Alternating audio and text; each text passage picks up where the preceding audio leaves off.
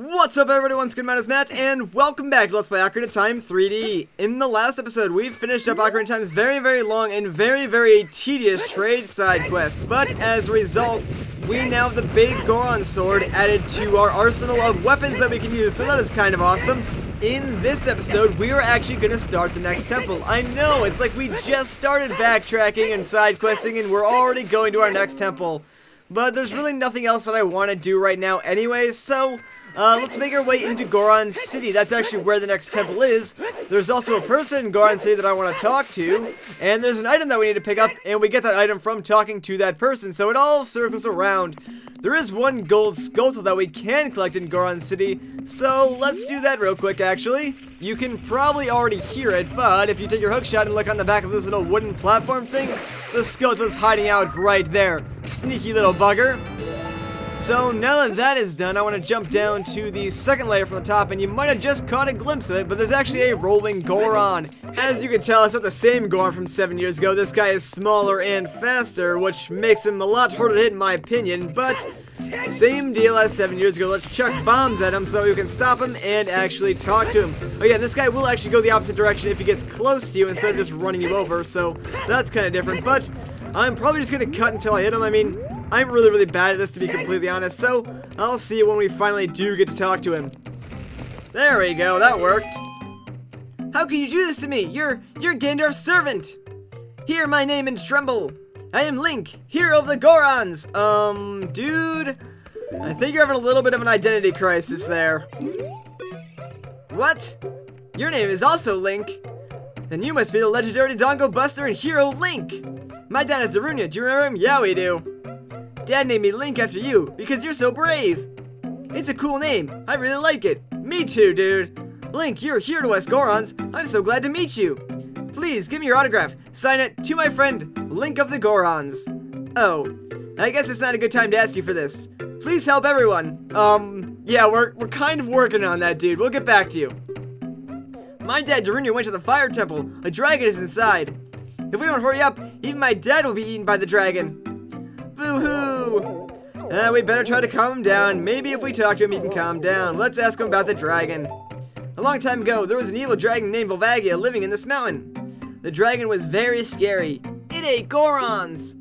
Using a huge hammer, the hero of the Gorons, boom! Exploded into a billion pieces.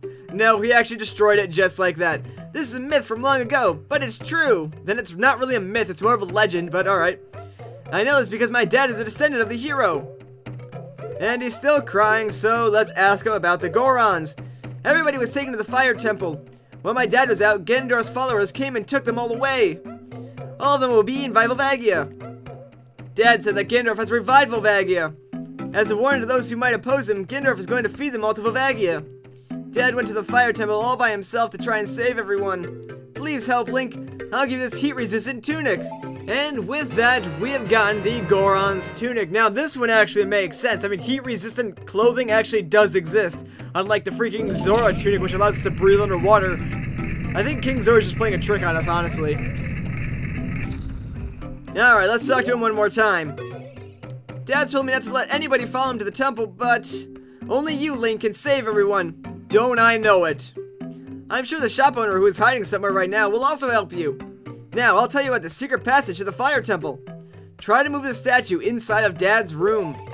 Alright, well, I guess we don't really have much of a choice. Let's go and save the Gorons. Again. A hero's job is never done, I guess. But I mean, it would be nice if some race could just stay saved for like maybe 2 seconds longer. It would honestly make my life just so much easier. Something I want to point out, this pot right here, if you break it, it will always have 20 rupees in it. So there you go.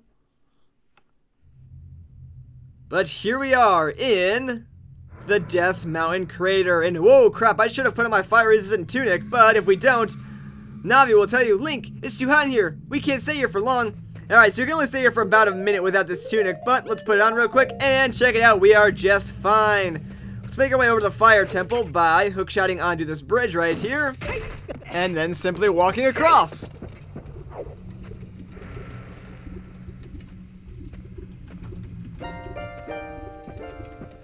It is something that grows over time, a true friendship, a feeling in the heart that becomes even stronger over time.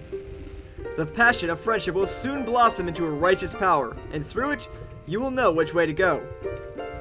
This song is dedicated to the power of the heart. Listen to the Bolero of Fire.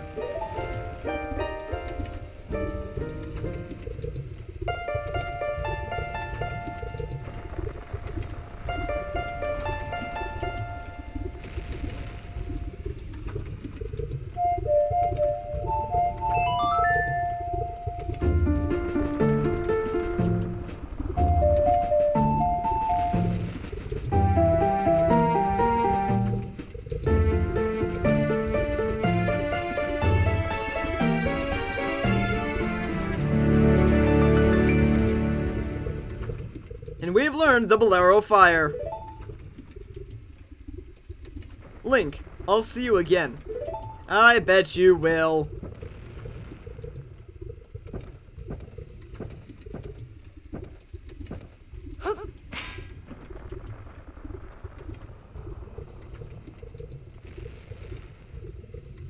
And I think we just witnessed a glitch. There were supposed to be fire effects there in that cutscene. And I was going to make a joke that it looks like Sheik's on fire, but oh well.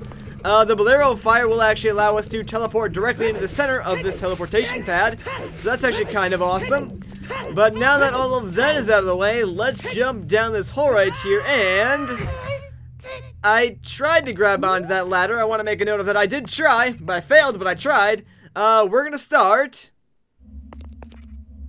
the Fire Temple. This is a lot of people's favorite temple.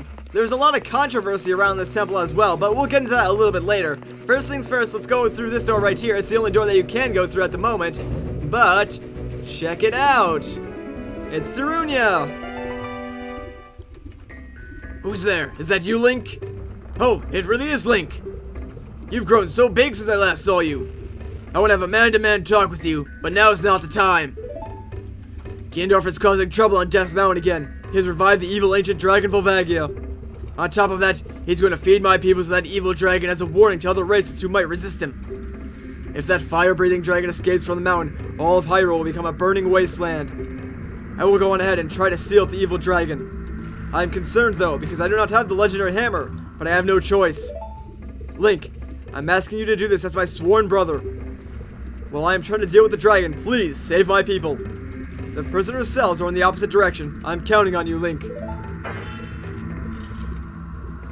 And yeah, he can go through the boss door without a key, and he locks it behind him too. Like, dude, I know you're trying to do the whole hero thing, but dude, that's our job. You could have just like left it unlocked. We could have ran in after you, beat the dragon together, you know, double teamed it or something. But yeah, he tells you to go in the opposite direction, but you can't because the door is locked, so you actually need to come over here and free this first Goron.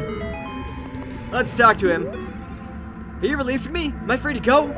I'll tell you a secret for saving me. In order to get in the room where Darunia went, you have to do something about the pillar stuck in the ceiling. Find a path that leads to a room above the ceiling right away. Ah, so there's a pillar stuck in the ceiling. I see. Alright, so let's open this chest and we get the first of many small keys in this dungeon. Yeah, Nintendo kind of went a little bit overboard with these small keys in this particular dungeon. There are a lot of them, so we have quite a few Gorons to save. Something that I do want to point out real quick. If you jump on these two platforms, hookshot over there, and go on top of this little area, there's some pots up there, and I believe there are 2 fairies that you can collect. I already have 1 fairy, so I'm good to go, and I'm going to make my way back through the main hub room of this dungeon over to the opposite side, like Darunia said, so we can start saving the rest of the Gorons. But yeah, this temple is kind of confusing. So just as a general pro tip when going through the Fire Temple, from this point on, make sure you have at least 2 keys before going through any locked doors. Like I said, Nintendo went a little crazy with the keys, so oftentimes you'll go through one locked door only to be presented with another locked door shortly afterwards, which makes this dungeon very, very confusing and tedious in my opinion. But we got another Goron to free, so let's let him out. And talk to him, of course. Are you releasing me? Am I free to go? Here's a secret for saving me. A wall that you can destroy with the Goron's special crop will sound different than a regular wall if you hit it with your sword. So yeah, the gimmick in this temple is pretty much that every time you save a Goron, they will tell you a tip or something that will help you get through this dungeon. It's not really necessary unless it's like your first playthrough, but I'll probably show them off since it's 100% run. But there you go, there's another small key for us.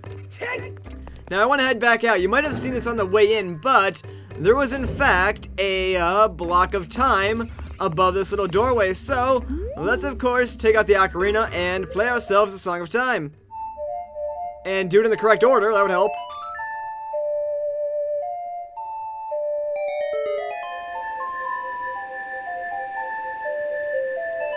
But playing the song moves the block down here, and now we can actually use it as a platform and get to this upper area. This upper room is actually kind of interesting. Fun fact, you can take off your heat-resistant Goron tunic in here and you'll be just fine. We've got some new enemies though. First things first, the floor is attacking us. That's right, even the floor is trying to kill us now. Isn't that just awesome? But yeah, these guys are called Tiles. They've been in a lot of Zelda games before, so they're really nothing new to us. I want to point out the enemy at the end of this hallway though. That is a like. These guys are annoying. If these gelatinous masses swallow you, well, they will take either a tunic or shield or even both. So try and kill them before they have a chance to eat you. Are you kidding me? Come on. Get out, get out, get out, get out, get out. And of course he would take my shield and my tunic. I don't know why they call you likes, because no one likes you like. You're honestly the most annoying thing in this game. Well, maybe not, but still, you're kind of annoying. You want to make sure you kill them as fast as you can if they steal your items. Otherwise, they will digest your items. You have to go buy new ones. So, yeah, they can be very, very dangerous. Make sure you re-equip your items, obviously, after you get them back. The main reason I came here, though, is to collect this gold skeleton at the end of the hallway. So, now that we got that, we can leave this crazy room, man. I'm telling you, the floor tries to kill us. Then we get our items stolen. All sorts of bad things happened. But like that Goron said, walls that are fake will make a different sound when you hit them with your sword. So, let's make our way to the opposite side of this little cavern, I guess you could say. And something I do want to point out, if you jump in lava while wearing your fire-resistant tunic, you'll notice that you don't take any damage. You will eventually take damage, but you take damage very, very slowly. So, you can actually just walk around in lava for a little bit if you need to. But you'll notice, if we just go and hit the wall right here, it makes a normal sound. If we hit this wall, it makes a different sound. So, let's drop a bomb and see what happens. Ah, check it out. There's a door behind that false wall. And what's in door number 2, you might ask? Well, just another Goron to free. Let's talk to him. Are you releasing me? Yeah, you're free to go. Alright, what's the secret? There are switches in this temple that you have to strike to activate, but you can also use the Goron's special crop to do the job. Ah, that's kind of interesting. We can actually use bombs to activate switches. Not the switches that we've been stepping on. They're different switches, but you'll know them when you see them. For now, let's open up this chest and get yet another small key. So there we go. Now we got 2 small keys. We can actually make a little bit of progress now. But before we get into the meat and potatoes of this dungeon, I think I'm going to end off the episode here. So, once again, guys, my name is Matt. Thank you so much for watching, and I'll catch you in the next one.